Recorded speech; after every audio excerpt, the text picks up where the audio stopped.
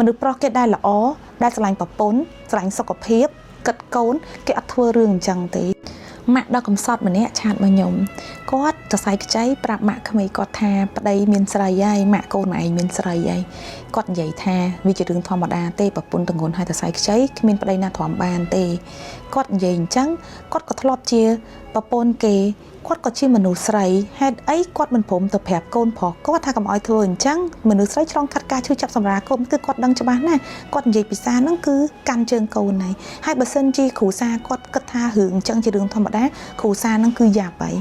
ពីព្រោះមិនមែនមនុស្សប្រុសគ្រប់គ្នាសត្វសឹងតែដូចកូនគាត់ទេគាត់កុំនិយាយថាគ្មានមនុស្សប្រុសណាដែលអាចទ្រាំបានគ្មានទេមនុស្សប្រុសគេដែលល្អដែលស្រឡាញ់ប្រពន្ធស្រឡាញ់សុខភាពគិតកូនគេអត់ធ្វើរឿងអញ្ចឹងទេគេអត់ទៅរកក្តីសុខតែម្នាក់ឯងអញ្ចឹងទេក្តីសុខម្នាក់ឯងមិនគ្រប់ទេតែក្តីសុខហ្នឹងគឺវាបំផ្លាញទឹកចិត្តប្រពន្ធបំផ្លាញឲ្យប្រពន្ធខូចចិត្តទាំងកំពុងតែរាងកាយចុះខ្សោយ